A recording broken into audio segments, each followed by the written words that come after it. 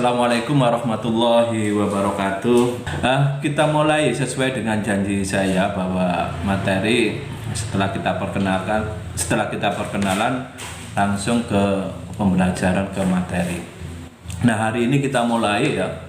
Kan Anda ikuti materi yang saya share atau saya videokan di HP kalian. Oke, silakan disimak, diperhatikan, dipahami dengan baik.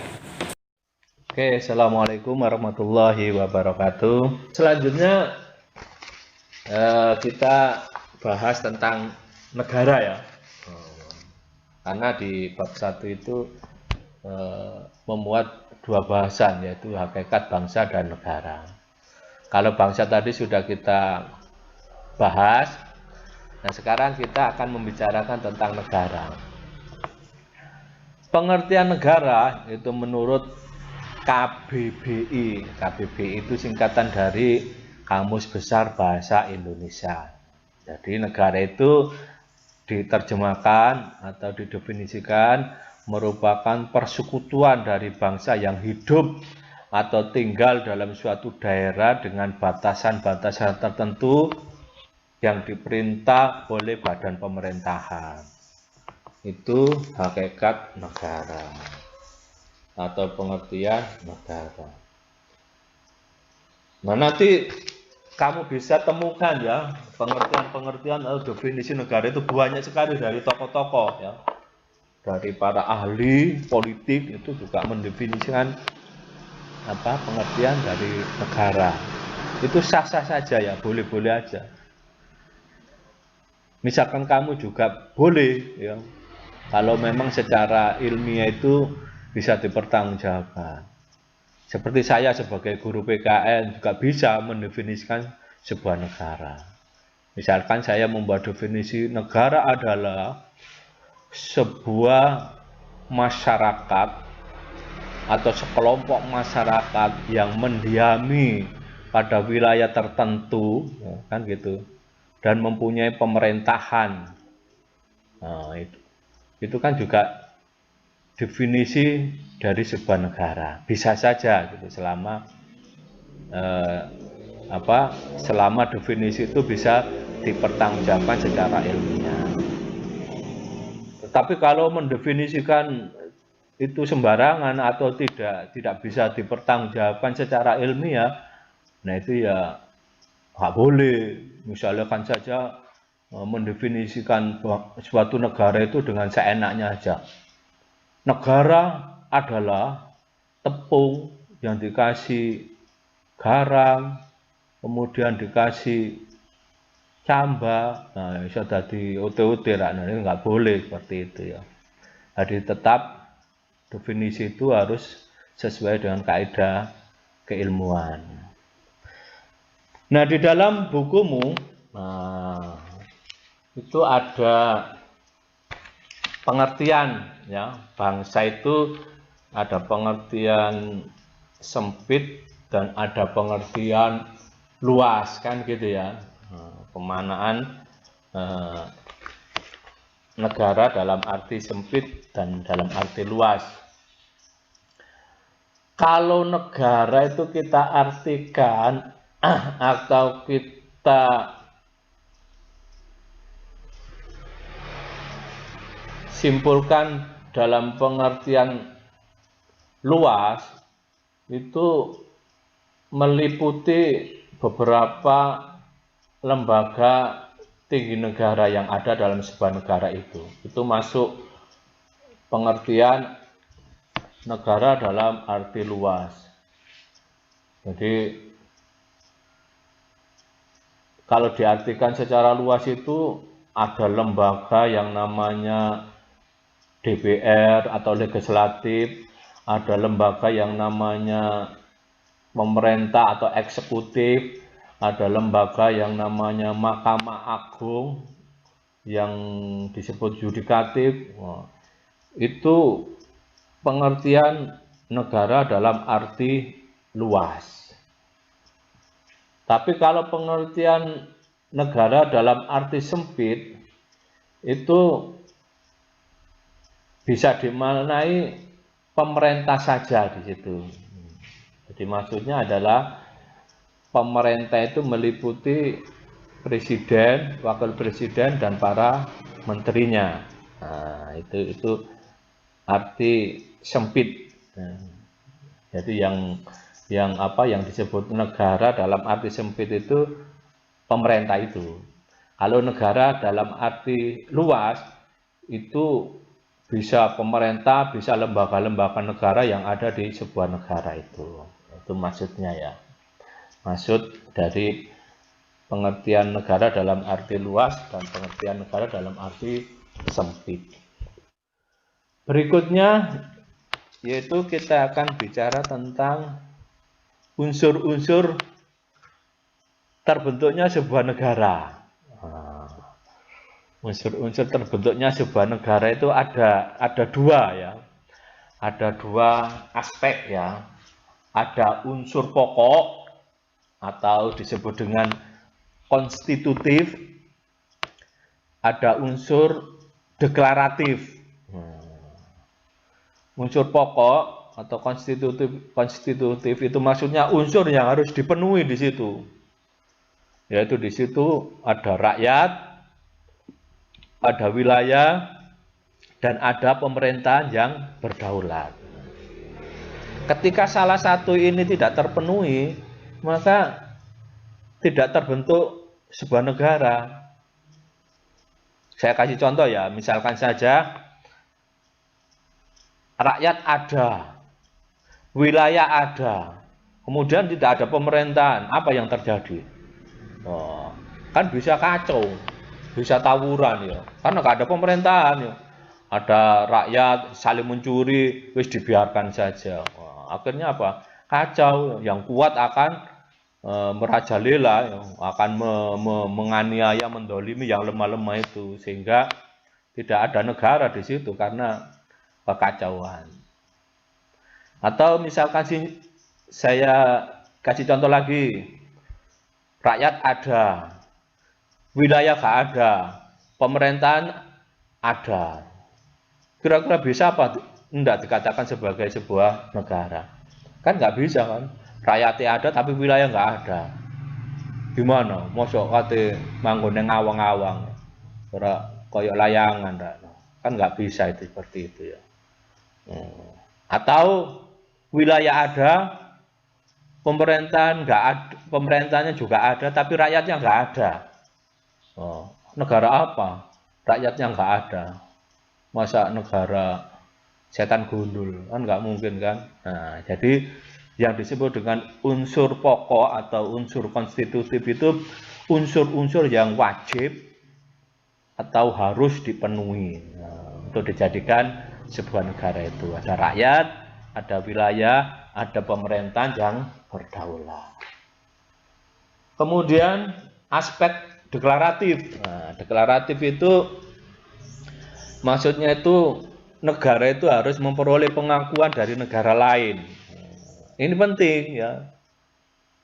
Kalau ada suatu negara tanpa ada pengakuan atau tidak diakui oleh negara lain, itu kan negara itu akan terkucil ya. Akan terkucil. Seperti kamu itu loh. Jadi manusia itu kan identik dengan negara ya. Manusia itu identik dengan negara. Jadi kalau manusia itu punya kepala, negara juga punya kepala, ya, kepala negara, yaitu presiden, kan gitu. Kalau manusia itu, kalau negara itu punya wakil, ya kan punya wakil ya, maka manusia kan juga punya wakil ya, awak dan sikil itu, itu wakil itu.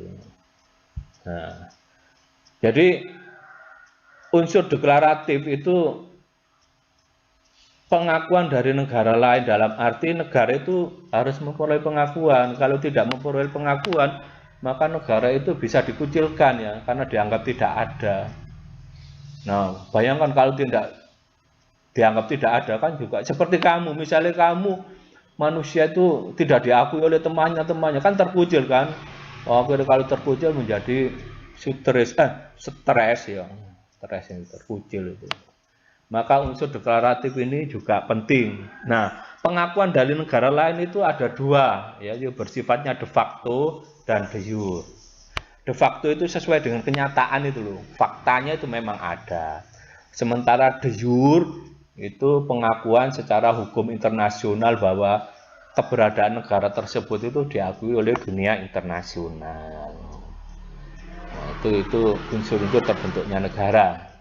Jadi saya ulangi ya, unsur terbentuknya negara itu ada dua aspek atau dua unsur, yaitu unsur pokok atau konstitutif yang meliputi rakyat, wilayah, dan pemerintahan yang berdaulat.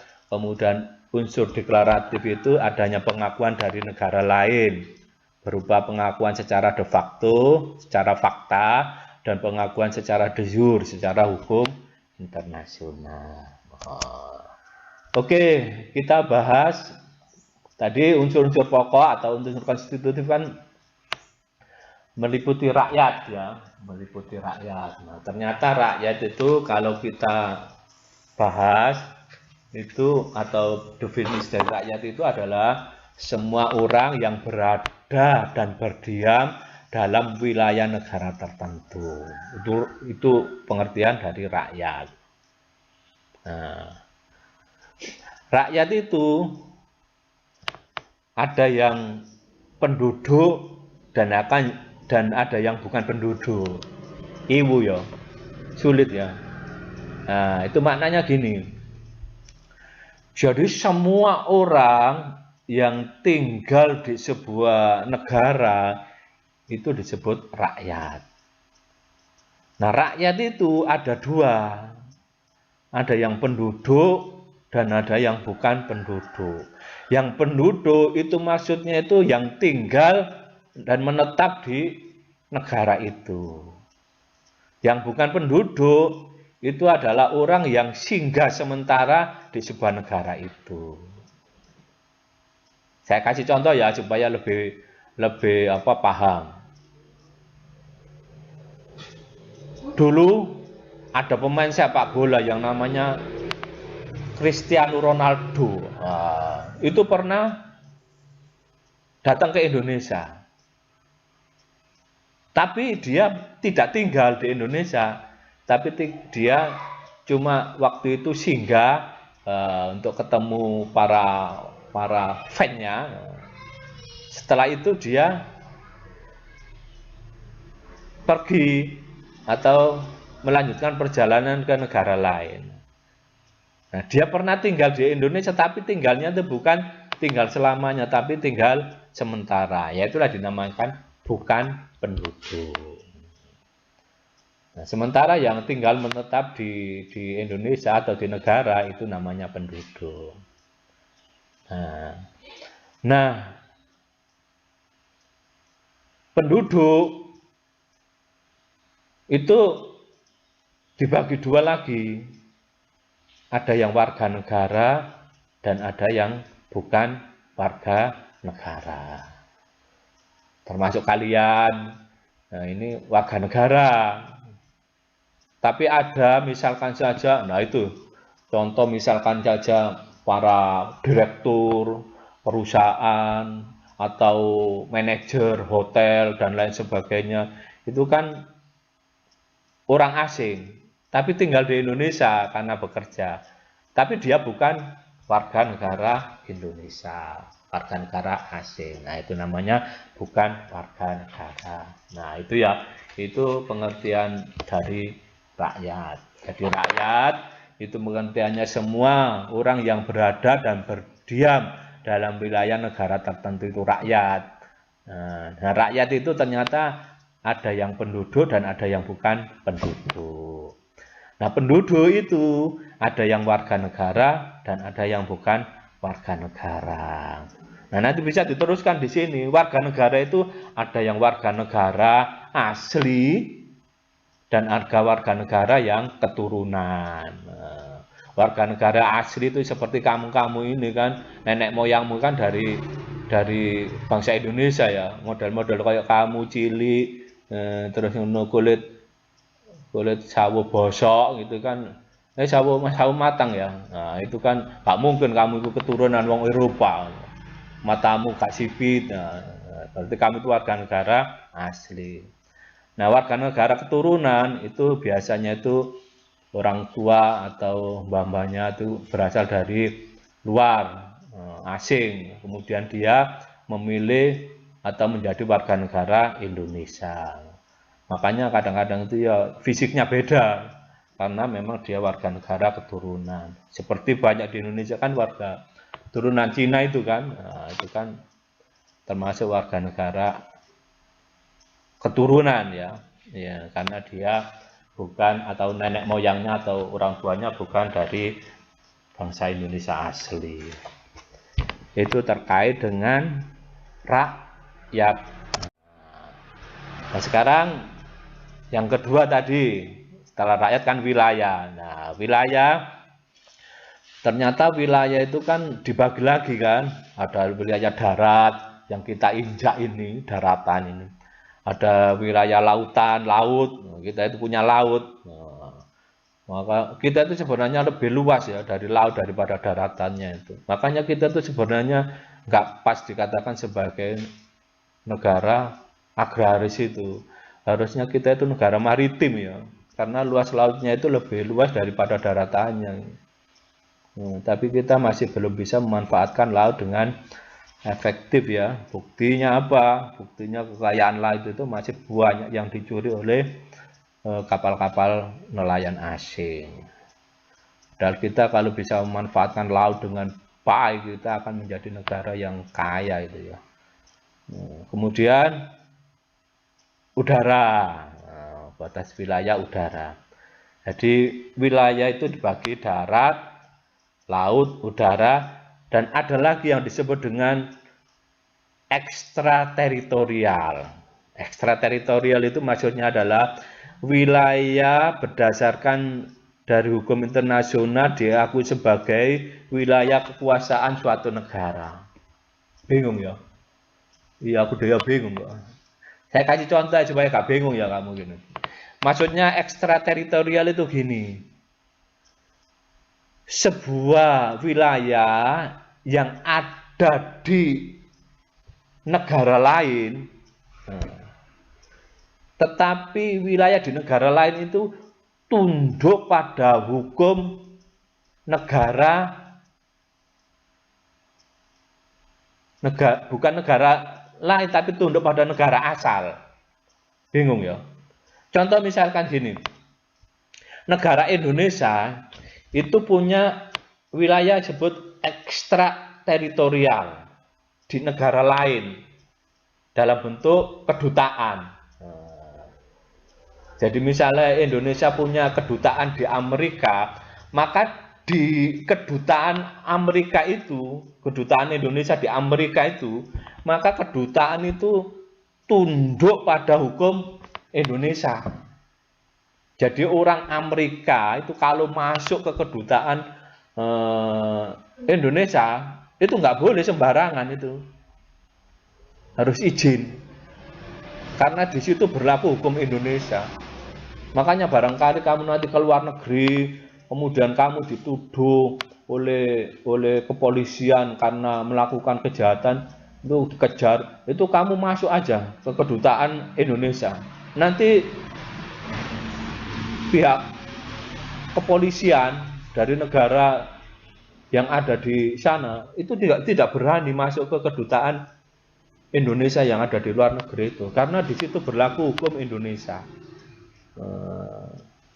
Nah itulah yang disebut dengan ekstrateritorial.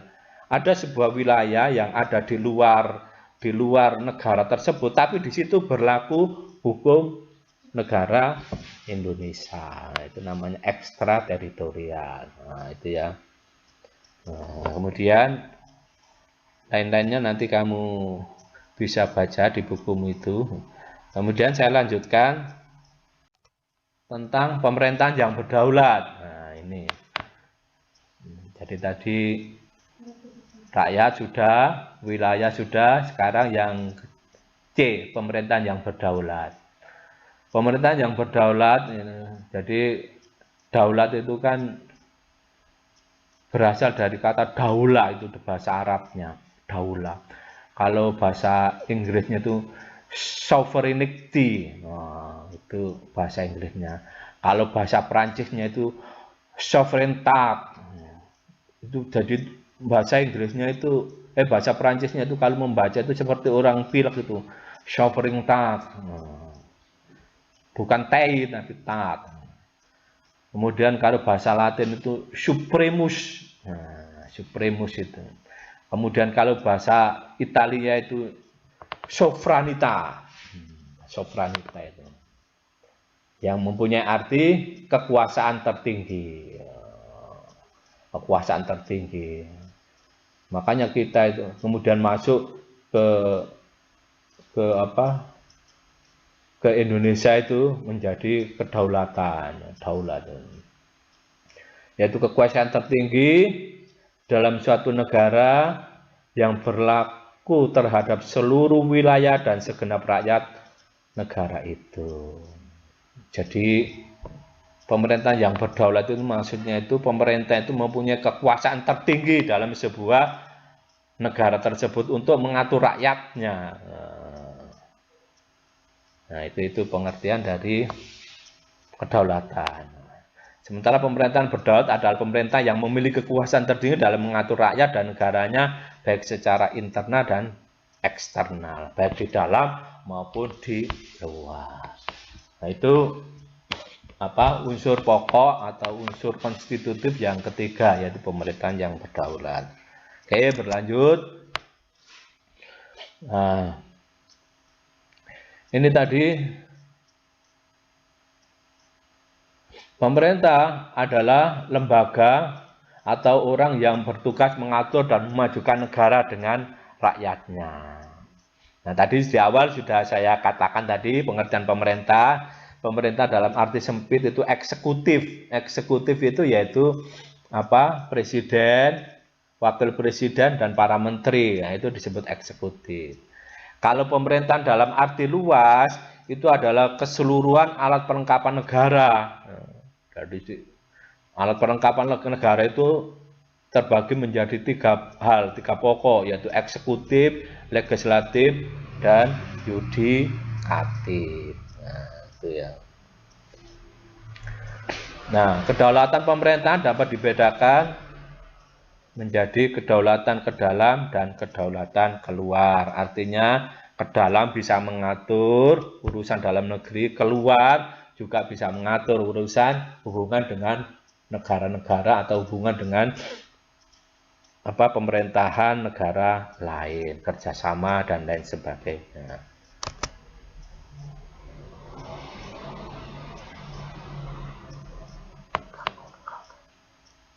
Ini tambahan ya, di buku nggak ada, tapi saya tambahin ini.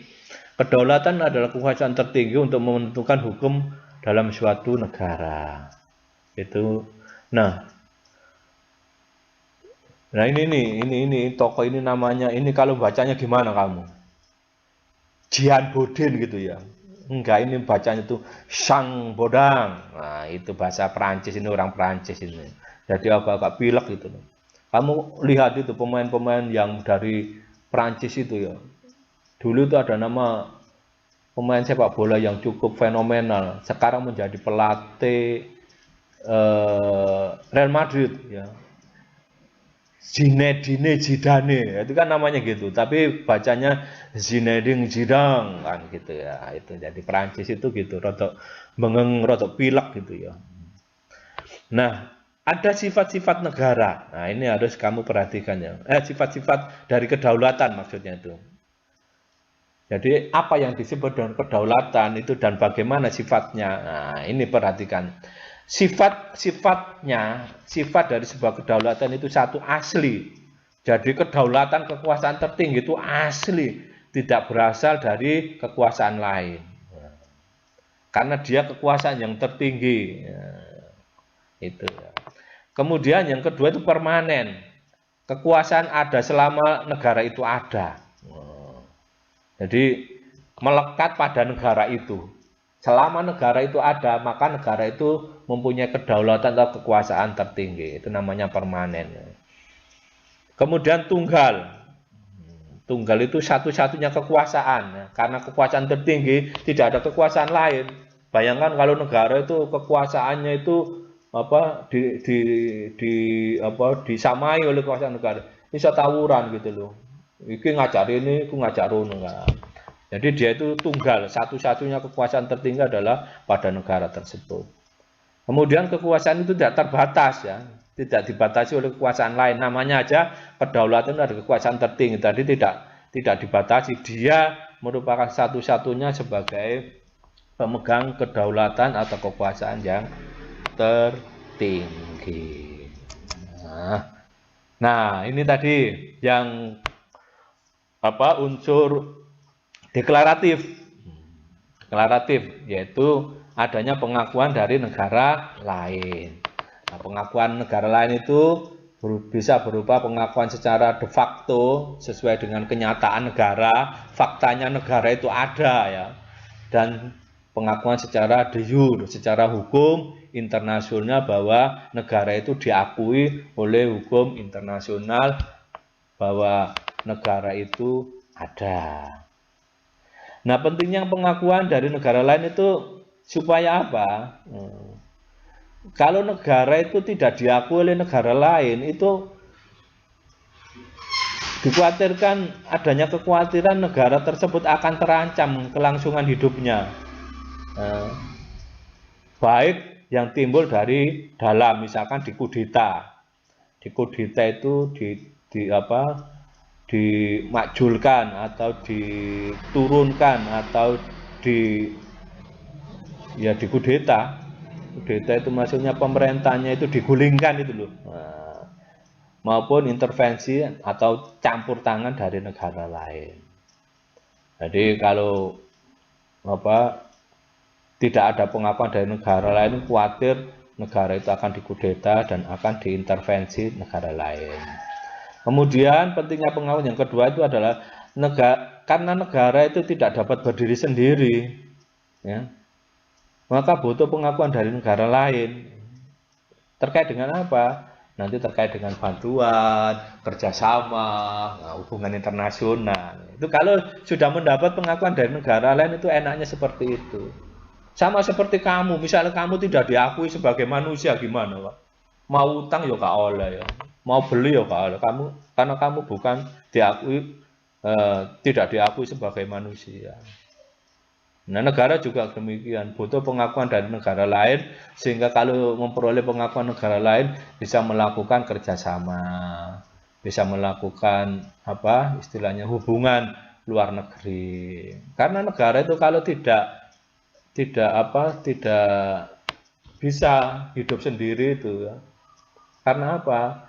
Karena negara itu ada yang SDM-nya itu sumber daya manusianya itu tinggi, tapi dia tidak mempunyai SDA, sumber daya alam.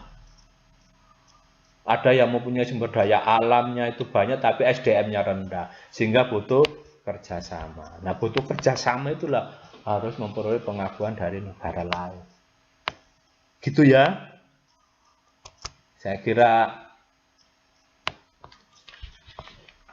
Oh, ini lagi ya, masih ada lagi ya, itu tujuan negara. Ada. Ini masih banyak ya. Kita selesaikan atau kita pending. Nah, kita selesaikan aja, tapi ini nanti mungkin jadi beberapa pertemuan ya. Pertemuan berikutnya juga masih membahas ini. Ini saya sampaikan supaya bab 1 ini nanti habis gitu loh ya. Jadi enak. Nanti kalau nggak jelas, kurang paham, nanti kita keluarkan lagi atau kita bahas lagi di minggu berikutnya. Tujuan negara. Setiap negara itu punya tujuan. Nah, punya tujuan. Kamu lihat Indonesia di pembukaan di alinea keempat, di situ ada tujuan negara. Apa tujuan negara itu? Melindungi segenap bangsa dan tumpah darah, mencerdaskan dan lain sebagainya. Itu tujuan negara. Nah, kalau negara tidak mempunyai tujuan, berarti negara itu akan runtuh nanti karena nggak punya tujuan kan.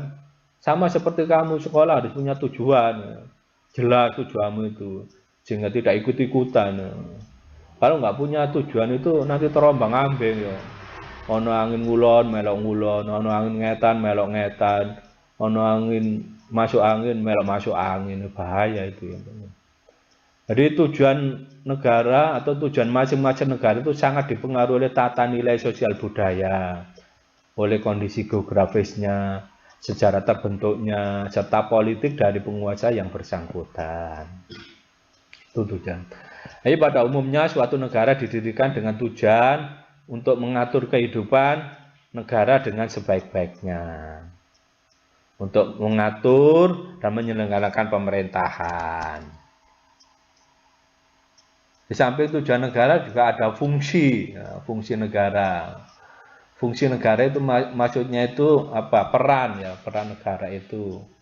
Kalau tadi tujuan itu sifatnya itu pokok yang harus dicapai. Kalau fungsi itu apa? Peran dari sebuah negara yang harus ada. Perannya apa? Mengusahakan pertahanan yang dilakukan untuk mencegah bahaya dari luar. Ini harus diupayakan ini untuk mempunyai pertahanan yang kuat supaya tidak diserang oleh bangsa lain. Kemudian perannya juga atau wewenang juga melaksanakan ketertiban guna mencegah bentrokan dalam masyarakat. Nah, makanya kan di sebuah negara itu pasti ada polisi. Nah, polisi itu dalam rangka ini, fungsi negara ini supaya kehidupan masyarakat itu tertib. Bayangkan kalau nggak ada polisi, ono pencurian di Jarnoi, ono pembunuhan di Jarnoi, bisa bahaya gitu. Sehingga masyarakat tidak tertib, akan berlaku hukum rimba ya, yang kuat ya yang menang gitu ya. Kemudian fungsi berikutnya menegakkan keadilan. Nah, di menegakkan keadilan itu kan dalam hubungan manusia itu kan kadang-kadang ada orang yang didolimi, orang yang diperlakukan atau dirugikan. Nah itu untuk memperoleh keadilan negara harus berperan itu. Fungsi negara harus memberikan rasa keadilan, yaitu dilakukan tuntutan melalui badan peradilan, sehingga orang yang melakukan kejahatan, orang yang merugikan tadi di situ bisa diproses dan dihukum sesuai dengan hukum yang berlaku. Supaya apa? Supaya adil, supaya keadilan itu bisa dirasakan masyarakat. Kemudian berikutnya mengusahakan kesejahteraan. Nah, mengusahakan kesejahteraan itu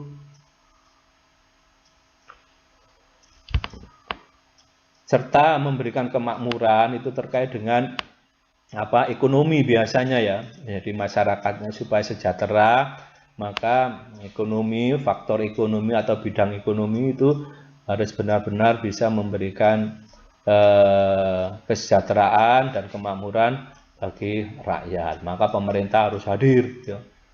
Harus berusaha untuk bisa mensejahterakan rakyatnya. Jangan sampai terjadi ketimpangan antara yang kaya dan yang miskin. Sing kaya makin kaya, sing miskin makin miskin. Nah, itu berarti tidak sejahtera itu. Maka negara harus bisa menjamin kesejahteraan dan memberikan kemakmuran kepada rakyat. Ya.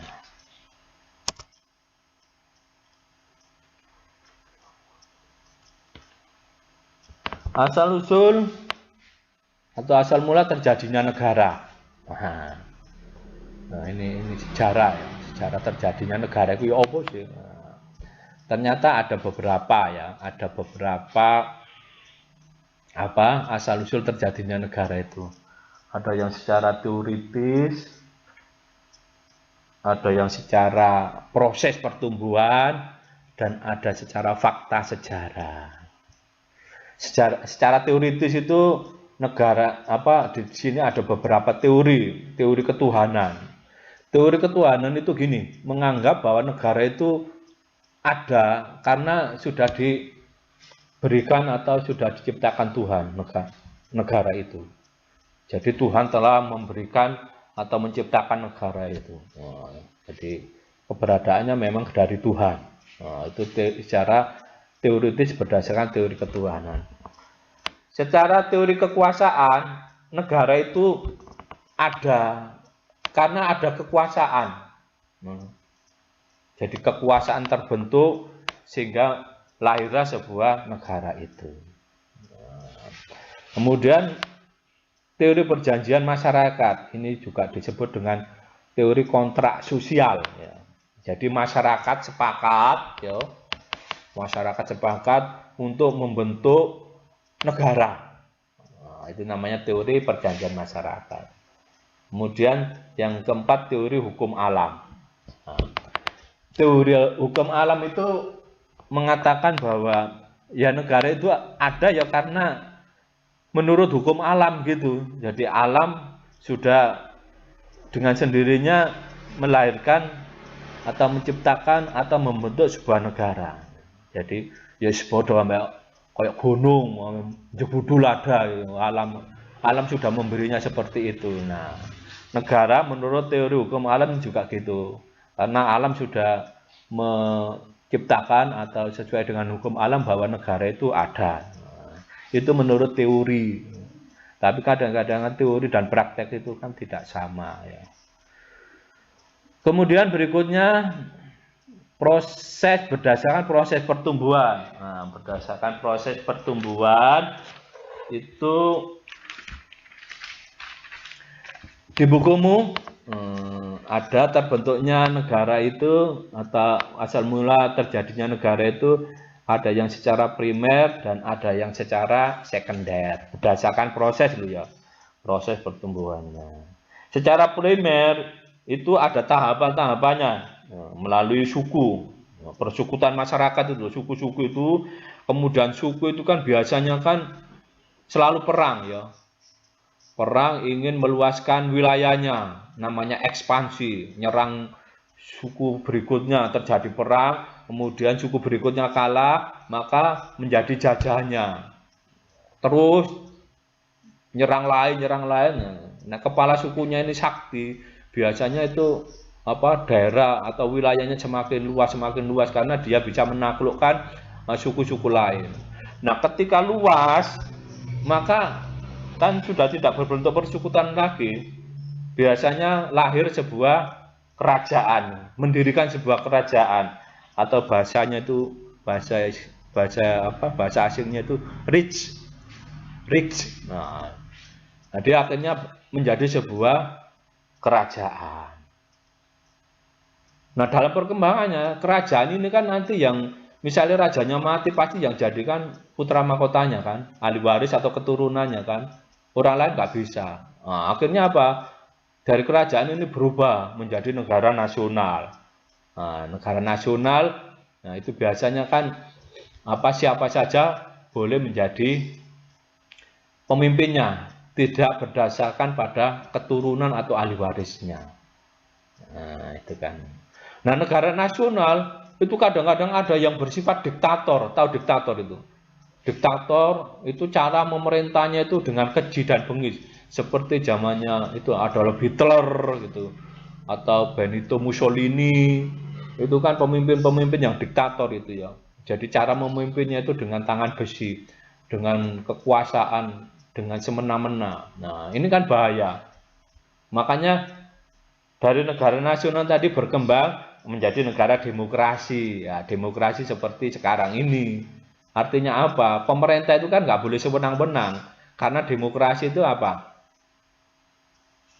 From the people, by the people, for the people. Jadi sebuah pemerintahan itu dari rakyat, oleh rakyat, dan untuk rakyat. Sehingga pemerintah nggak boleh sewenang-wenang sama rakyat. Karena rakyat yang membentuk pemerintah itu. Dan pemerintahan ditujukan untuk rakyat. Makanya muncul negara demokrasi. Itu secara primer tahapan-tahapan seperti itu. Lah secara sekunder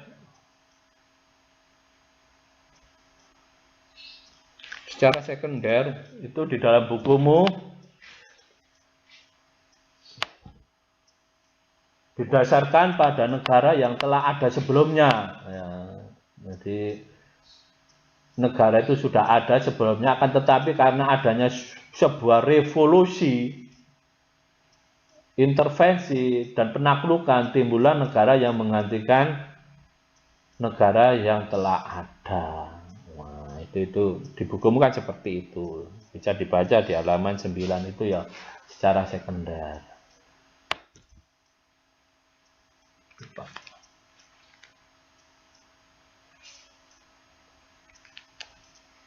Nah, berikutnya asal mula negara berdasarkan fakta sejarah.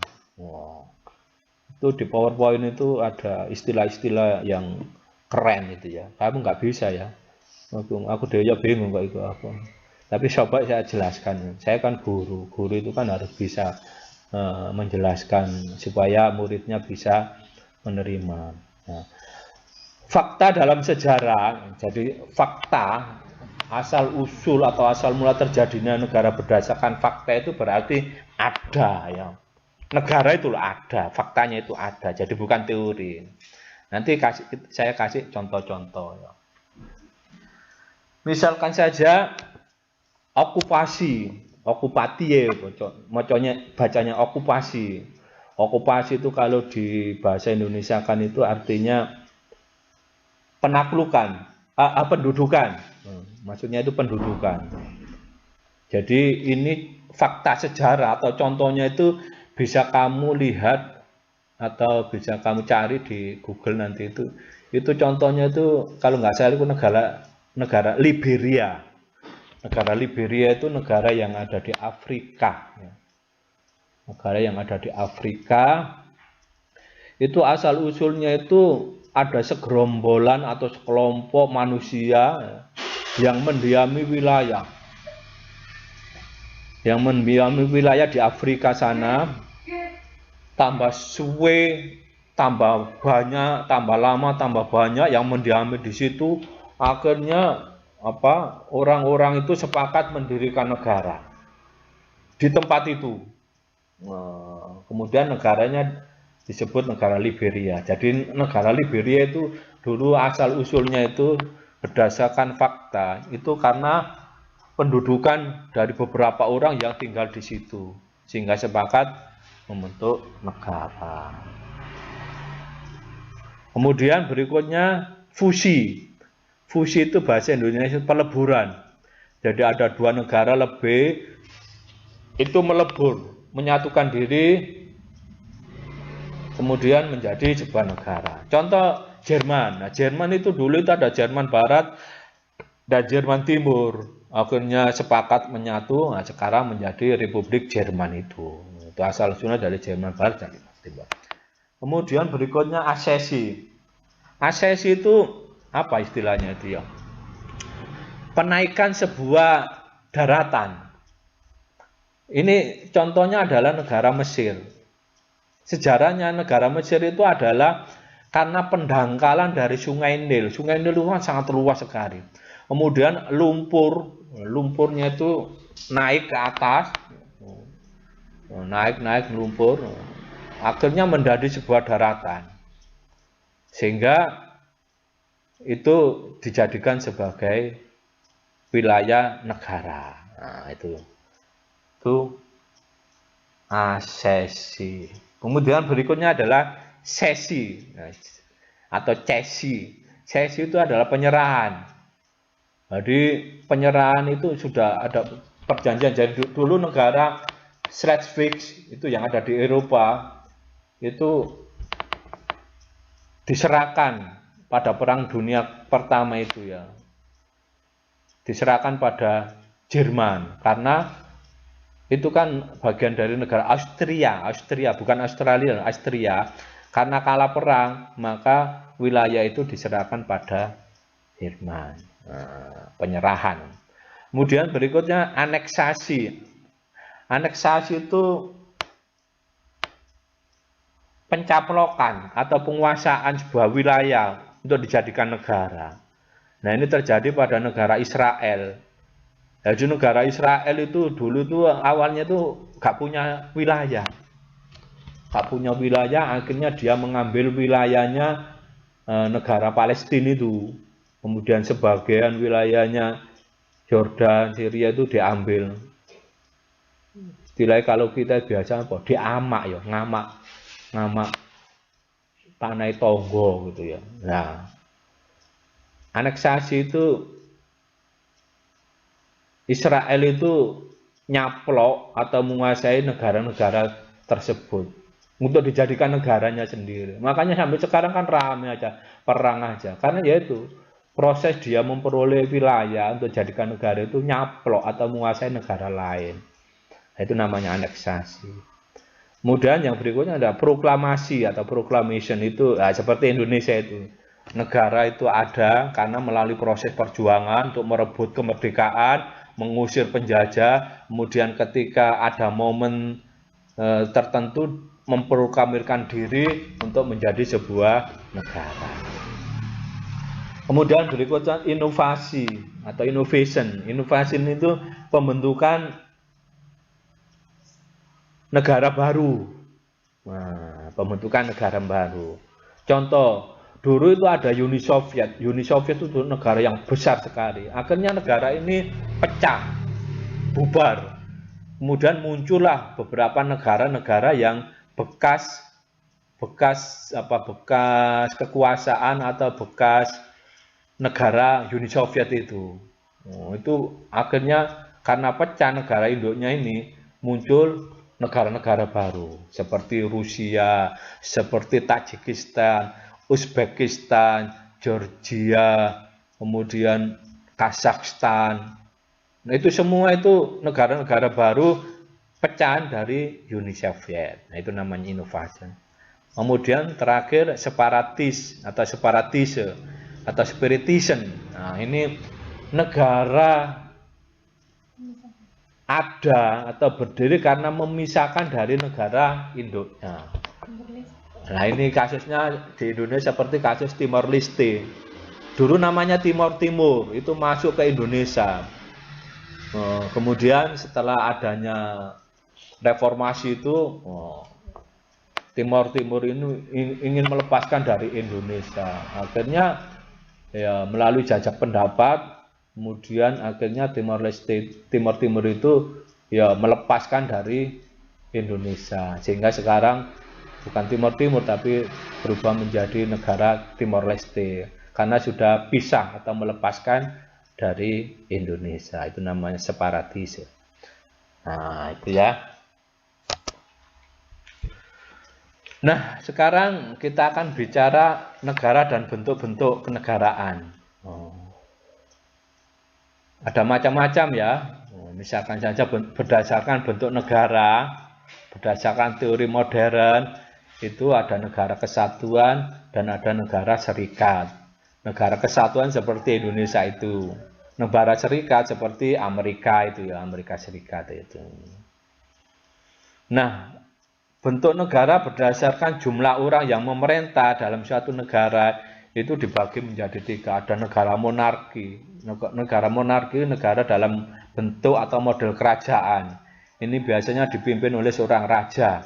Nah, dipimpin oleh seorang raja. Nah, nanti kalau rajanya meninggal, nanti diteruskan oleh ahli warisnya, keturunannya. Jadi terus gitu ya. Makanya, nah contoh-contoh negara seperti ini apa?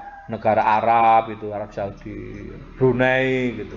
Makanya kalau kamu di Arab, ngenteni pemilihan umum ya sampai mati nggak ketemu, nggak akan pernah menemukan pemilu di sana. Di sana nggak ada pemilu untuk memilih raja, nggak ada ya. Karena rajanya sudah ditentukan melalui keturunannya atau ahli warisnya, yaitu berupa putra mahkota. Kemudian oligarki. Nah, oligarki itu negara diperintah atau dipimpin oleh sekelompok. Nah, sekelompok orang-orang tertentu yang itu yang mengendalikan negara. Nah, biasanya ini cara memimpinnya ya berdasarkan pada kepentingan kelompoknya. Nah, ini juga kurang bagus. Kemudian yang ketiga adalah negara demokrasi. Ya, negara demokrasi itu negara yang rakyatnya yang memimpin ya, melalui proses pemilihan. Nah, nanti yang jadi itu sebenarnya itu adalah pilihan rakyat itu. Jadi rakyat yang memimpin, demokrasi. Demokrasi itu kan berasal dari kata demos dan kratos atau kratai. Demo itu rakyat, kratein atau kratos itu ada kekuasaan. Dari kekuasaan itu ada pada rakyat. Kalau monarki tadi kekuasaan itu ada pada raja. Kalau oligarki tadi kekuasaan ada pada segelintir atau sekelompok orang. Kalau demokrasi itu kekuasaan ada pada rakyat. Nah, seperti itu. Bentuk negara berdasarkan jumlah orang yang memimpin. Udah ya, saya kira itu cukup banyak. Ini tidak harus kamu pahami dalam 1 minggu ini.